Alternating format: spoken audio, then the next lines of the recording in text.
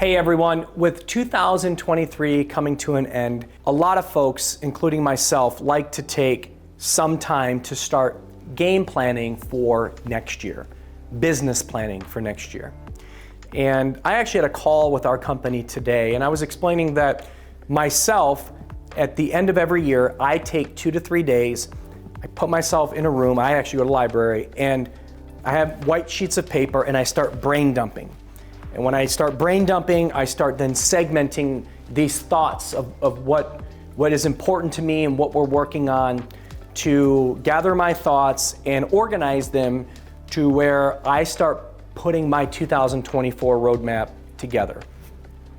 Now, I think it's very important to understand a couple different things. One, never overdo it.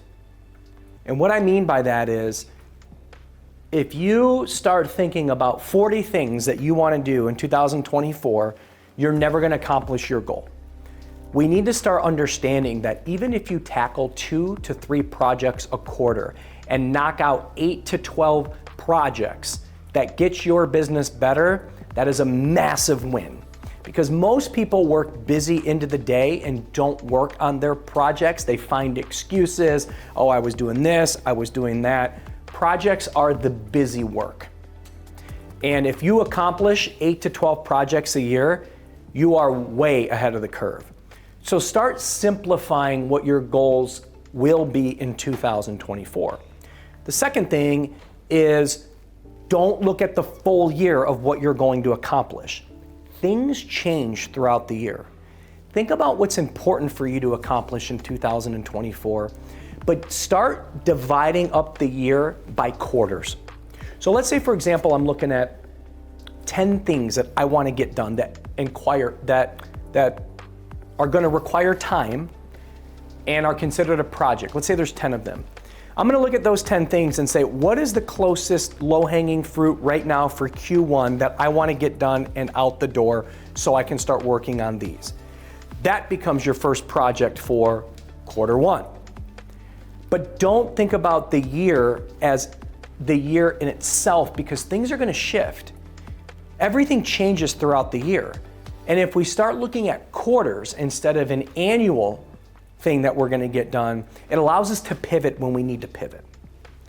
But the third and most important thing in why I'm doing this video is we have to separate 2 important items.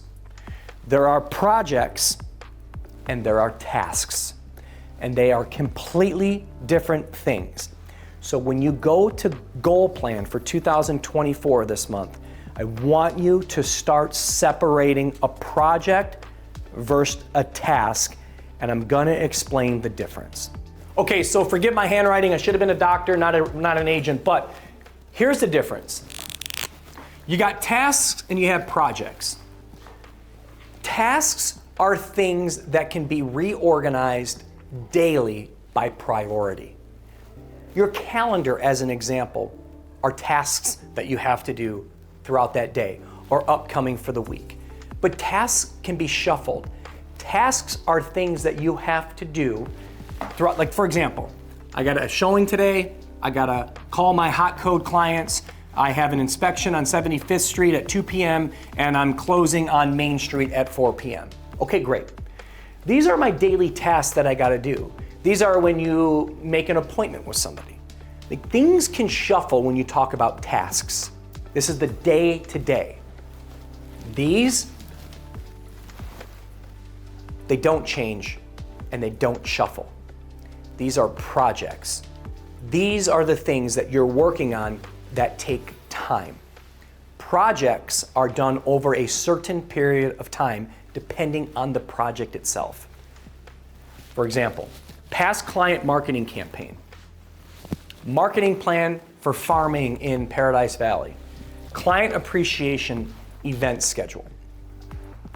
Every one of these is going to take time, and every one of these are going to have certain elements to the project that we have to accomplish. Let's think about this.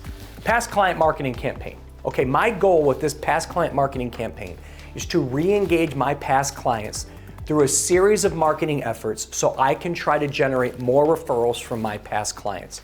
So what is that? That's my goal. Great. In order to achieve that goal, what are some of the things that I have to do? One, I got to identify my list. Two, what events and what marketing components is this going to consist of? Is it going to consist of phone calls, events, email, newsletter? And then when am I going to do them? What's the cadence of these events? So the first thing I have to do is I got to create the plan for this. For this project, I got to create the plan or the wireframe, the roadmap. And it's going to consist of these segments, and this is when I'm going to do these segments. What it also is going to require is I got to build some assets. So for example, if a newsletter is part of this past client marketing campaign, I got to create a newsletter. Great. If I'm going to create a newsletter, that's going to take me 3 weeks. And in 3 weeks, I'll have my newsletter complete. But that's just part of the overall project. And so when we talk about a project, the first thing is, what's the goal? What is the end in mind? What are we trying to do? And then what we're trying to do is, what are the key components to get this project successful? So what are the components for the marketing campaign? And as we start working on these things, the most important thing about a project is, when is my deliverables? When are they due? As an example, and this is why things take time. This is why projects should be done in quarters, not by weeks or sometimes even a month. They can take time, but here's the kicker.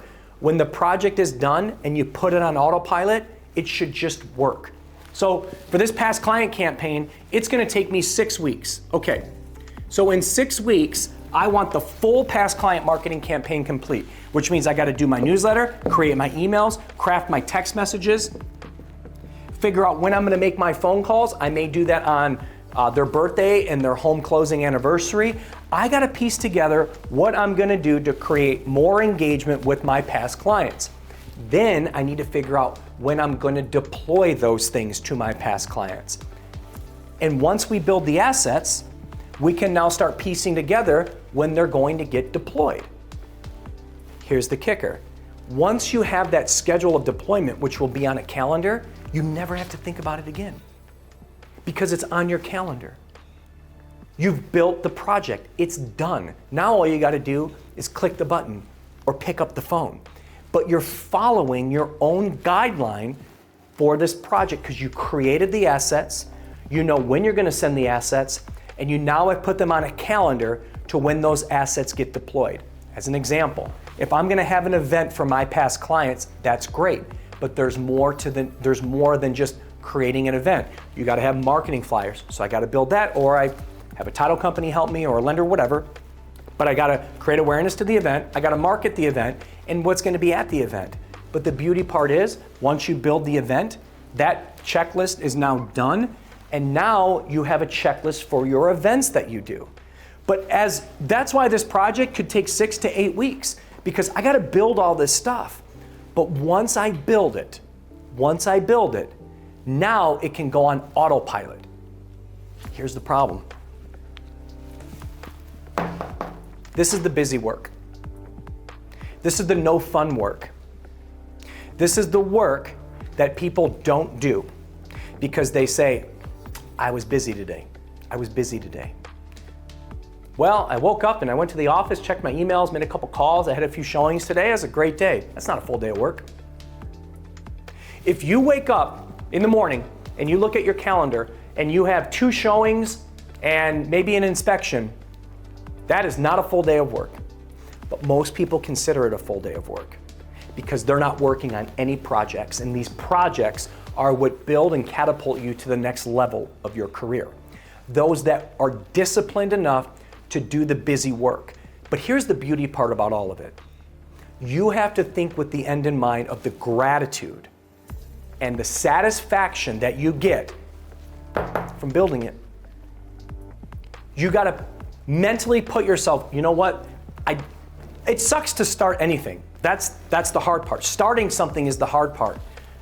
but there's no gratification like finishing a good project. It's like doing an open house. You get up and you do it right. You clean your car, you put on a nice suit, you grab your cookies, you grab some sodas, you do it right. And even if no one shows up, when you leave that open house at 3 or 4 at night and you spent 5 hours doing that open house, even if no one came through the door, you still feel good about yourself because you had a full day's of work. You did the work and you got work done at the open house. That's this stuff. This isn't the fun work. This is the busy work. Those that do the busy work and are disciplined to do the busy work always find themselves achieving the next level of their career. And if you are disciplined and you will do the busy work, keep in mind, these projects take time. That's why I say, if you do 2 projects a quarter, you're ahead of the game. So now that we've laid out kind of what we need to do with this project, the only other thing that we need to do, but the busy work is what the great agents do. They look at projects. And while these projects take time, once the project is complete, and by the way, you need check-ins for the project. So for example, if I'm doing a past client marketing campaign, that's great. I need to put time intervals on when I'm going to complete the newsletter, how I'm going to schedule the events and the assets that need to be built for the events. I need to create the cadence of when I'm going to personally reach out to my clients.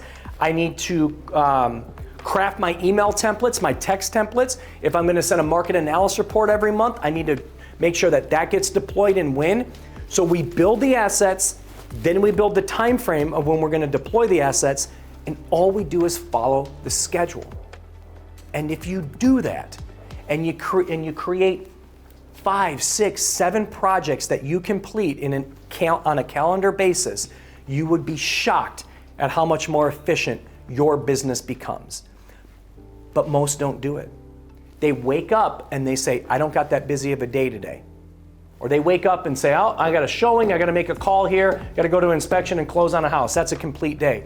Yeah, you might have worked today, but you didn't build your business today. And it's those that take the time to build their business that always find themselves leveling up. Versus this agent right here, this is the agent that hits $15 to $18 million a year in production and can't break through because they haven't built the right systems and foundation to break through. This is the agent that makes their 200, 300 grand a year consistently and is always wondering, I just can't get to 30 million. You're not getting to 30 million because you're not working on projects to build your business. This is the hard work. This is the busy work. This stuff is just stuff that you have to do in order to make a living. But there's levels that you can achieve by only working in the busy day-to-day versus actually building projects that can take you to the next level of your career. So when you go to game plan for 2024, start thinking about what you need to do to build your business through projects. The projects are what will get you to the next level.